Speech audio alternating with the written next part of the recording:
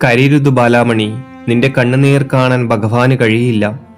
അവിടെ നിന്നിരുന്നത് അവളുടെ വല്യമ്മയായിരുന്നു, കുടുംബത്തിലെ ഏറ്റവും മുതിർന്ന അംഗം. പ്രായത്തിന്റെ അവശതകൾ ഉണ്ടെങ്കിലും അവരുടെ കണ്ണുകളിൽ വലിയൊരു തിളക്കമുണ്ടായിരുന്നു.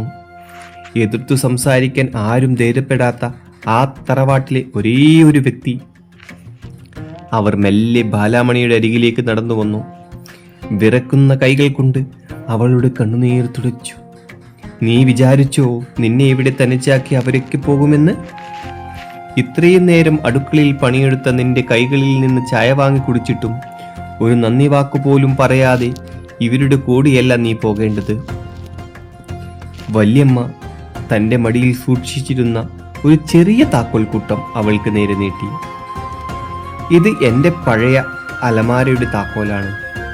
അതിൽ പണ്ട് നിന്റെ അമ്മയ്ക്ക് വേണ്ടി ഞാൻ കരുതി വെച്ച പട്ടും പാവാടയും ആഭരണങ്ങളുമുണ്ട്. നീ പോയി എടുത്തോളൂ.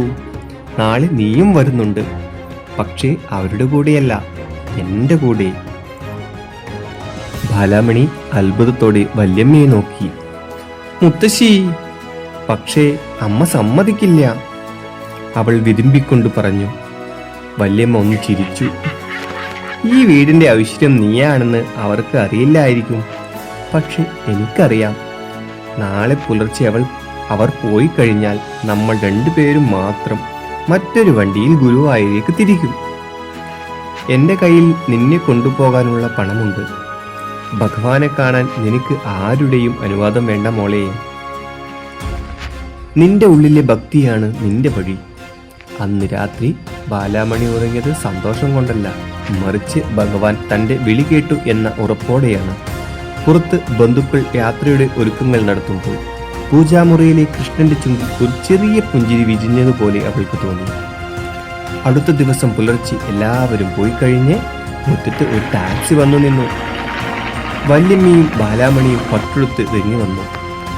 പക്ഷേ ഗുരുവായൂർ നടയിൽ ചന്ദനഗന്ധമുള്ള കാറ്റിൽ ബാലാമണി നിൽക്കുമ്പോൾ അവൾ തിരിച്ചറിഞ്ഞു, താൻ ഒരിക്കലും ഒറ്റയ്ക്കല്ല.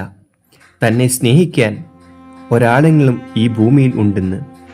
നിറകണ്ണുകളോടെ ഭഗവാനെ അവൾ കണ്ടു.